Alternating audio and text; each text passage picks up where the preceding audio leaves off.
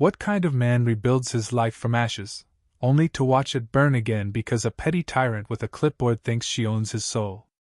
Let me tell you about Tom, a guy who thought he could trade battle scars for calloused hands, only to find a different kind of war waiting in the quiet fields he called home.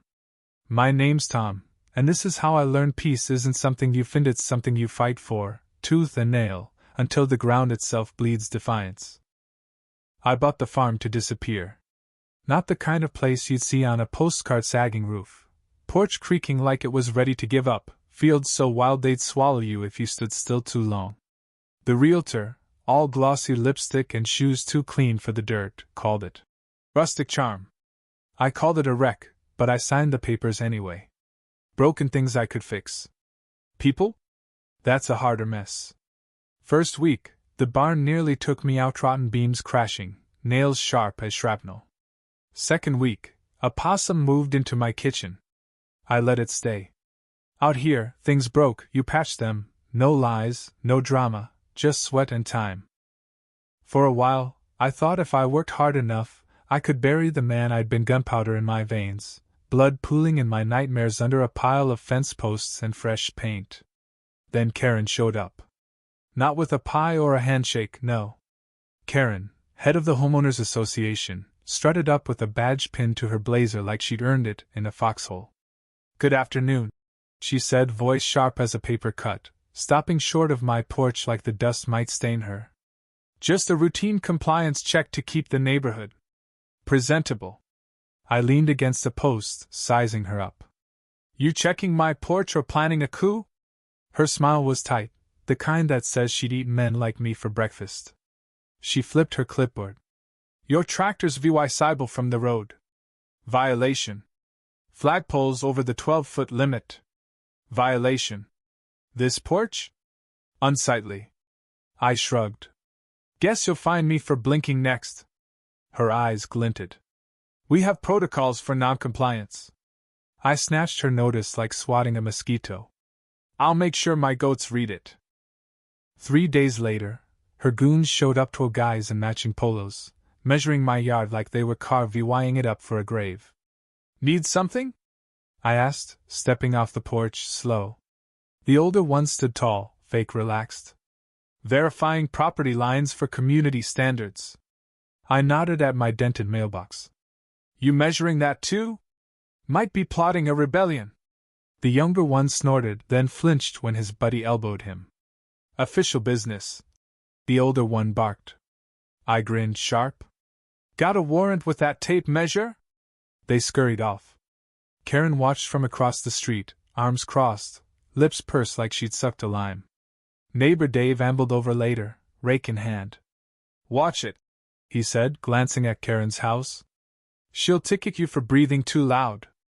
I chuckled, but it felt empty. "She doesn't scare me," I said. Dave's eyes flicked to her window. "She should. She fights dirty." That night, I moved my mailbox 6 inches back.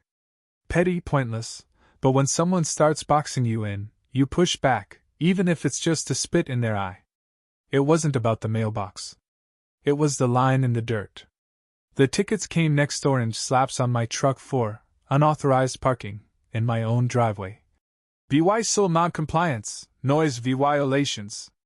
I peeled them off, folded them neat, stacked them like obituaries. Karen's sunglasses flashed as she watched, already tasting her win. By week's end, I had a pile of citations thicker than a cheap thriller.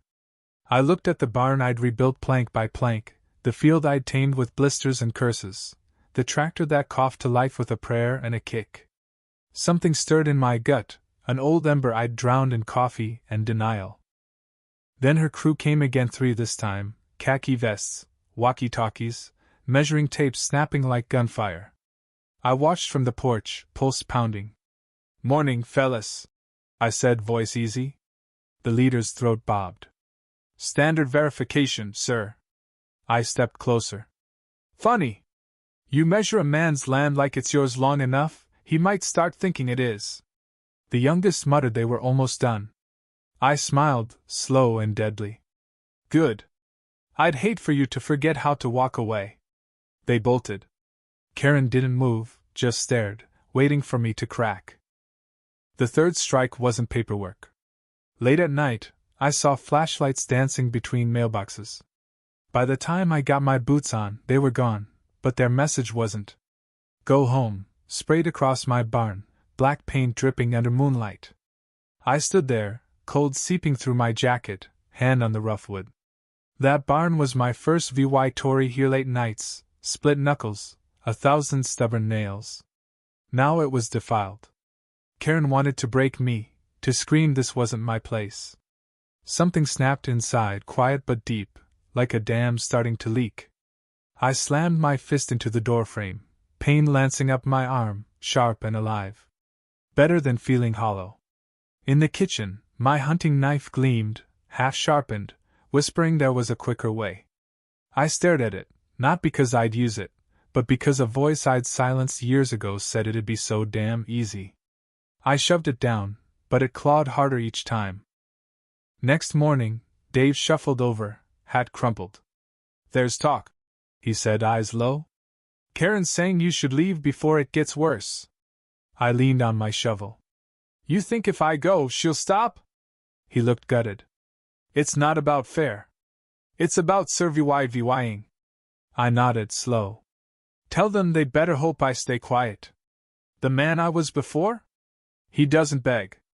That night, I stood in the barn, staring at the graffiti. I thought about painting it over, pretending it never happened. Then I thought about torching it myself, just to spite her. Both felt right. Both felt wrong. How much do you bury to live quiet? How much before you lose the parts worth keeping? The memory hit like a grenade. Blood spraying where a friend's leg used to be, his body crumpling on concrete, his sorry, lost in the gunfire. I dragged him to cover, bullets whining past, screams fading as the mission imploded. They gave me a medal for it, called it bravery. But I saw his blood, his abandoned gear, every night. Surviving him didn't feel like winning, it felt like failing with a better mask. That's why the farm mattered. Every post, every nail was a prayer to fix what broke in me. But peace? It's a paper house in a hurricane. And Karen was pouring gasoline. Then they went too far. My flag torn, trampled. My tractor, tagged with neon orange. Loser, get out! My fence, smashed like brittle bones. And there stood Karen, clipboard tucked under her arm, badge glinting like a cheap trophy. We tried to warn you, she said, her voice syrupy with fake pity. Neighbors gawked, whispering, pretending they weren't watching a man's world collapse. Dave was there, eyes down. Even old Mr. Harris, the guy who trimmed roses like they were his kids, spoke up, awkward. Maybe let it go, Tom. It's just a flag, just paint. I repeated, voice low. Just a flag. Karen stepped closer. You made this harder than it needed to be. You chose this. How much do you bury to stay calm? I stepped off the porch, boots crunching gravel. You're right, I said. I chose. She blinked, glanced at the crowd for backup. You chose to ignore the rules, to spit on the standards we all agreed to. I took another step. Standards like vandalism? Like stealing flags? Like strangling a neighborhood one fine at a time? I stopped 3 feet from her, close enough to smell her perfume over her nervous sweat. You don't give a damn about standards. You want control. Her mask slipped, her lip trembling. You think if you push a man long enough, he'll fold. But what happens, Karen, when you corner something that doesn't break? Mr. Harris tried to cut in. Nobody wants this to get ugly. I turned, eyes boring into his. It's already ugly. You just didn't want to look. I grabbed the broken flagpole, marched to the lawn, jammed it into the dirt, crooked, splintered, proud. Facing them all, Karen, Dave, Harris, every nosy neighbor, I said. You want me gone? Come take me. Silence. They saw the man who didn't burn with the bridges. I wasn't burying anything anymore. My first move was quiet, surgical. Before dawn, I hit the county records office, $15 for a stack of dynamite. Karen's HOA was a sham, uncertified elections, expired bylaws, illegal voting rules. Next, the State Real Estate Board. Karen had been skimming fines for years, a tidy little slush fund. One anonymous tip, one forwarded ledger, and the gears started turning. Slow, but relentless. Then I found the neighborhood charter clause letting officers be ousted for financial misconduct. Karen had 6 violations. I printed the proof, walked the streets like a ghost, dropping packets in mailboxes. Some doors slammed, some neighbors peeked, guilty, but a few gave tight, conspiratorial nods. By noon, Karen was unraveling, pacing like a caged animal, barking orders nobody followed. By dusk, she snapped, storming my porch, face flushed, shaking with rage. "You're tearing this community apart," she hissed. I stayed seated, coffee in hand, smiling just enough to burn. "Funny. Thought you said I wasn't part of it." She spat. "You're bitter, selfish, destroying what we built." I stood steady. "You built a cage. Don't cry when it breaks." She ran, no comeback, just fear chasing her down the steps. That night a red marker note appeared on my door. "You'll pay." It wasn't petty anymore.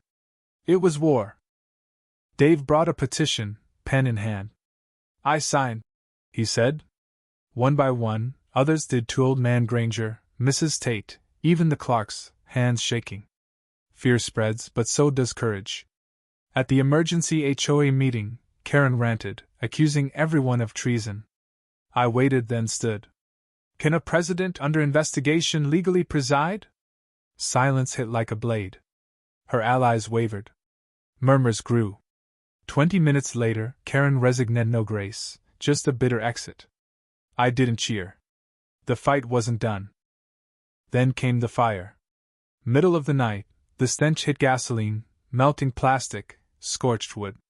My barn, my heart, was ablaze, flames clawing the sky. I grabbed the hose, useless against the inferno. Neighbors filmed, pretending they weren't part of it. Across the street, Karen stood, arms folded, eyes cold as stone. I dropped the hose, walked through the smoke, each step heavier than the last. "You did this," I said, voice low. She smiled, venomous. "Prove it." She leaned closer, whispering. "Men like you are one bad night from showing who you really are." Something broke inside. I saw myself slamming her into the dirt, burning this whole rotten place to nothing. My fist shook, nails digging into my palms. One swing, and the man I'd buried under fence posts would roar back. I stepped back, trembling. Karen saw restraint and called it defeat. "You can't win," she hissed. "You don't belong."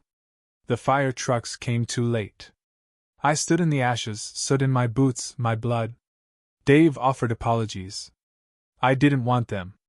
I scrubbed under scalding water, but the smoke stuck. At the kitchen table, my knife waited, gleaming, promising a simpler path. Karen thought she'd broken me. She hadn't. She'd burned my last reason to play nice. I hit back, cold and precise. Door by door, I handed out evidence Karen's crimes, county probes, fake fines, her slush fund. Some neighbors took the packets, shaking. Others slammed doors. Mrs. Lee begged off, terrified. "She'll ruin my family," she said. "You're already ruined," I replied. By noon, the neighborhood hummed. Karen's allies collapsed. I filed complaints, petitions, buried the county in paperwork. An orange notice hit the HOA board, operations suspended. Karen's empire, gone. She came at midnight, desperate, fists clenched. "You think you've won?" she spat. "You think tearing this down makes you better?" I stepped onto the porch, calm as a man at his own grave. "I'm not better. I'm just done letting people like you pretend you're the answer," she hissed. "Men like you don't get to stay, to build, to belong." I tilted my head. "Belonging's overrated." She fled, tires screeching. I sat at the table, the knife still waiting. I wanted to touch it. God help me, I did.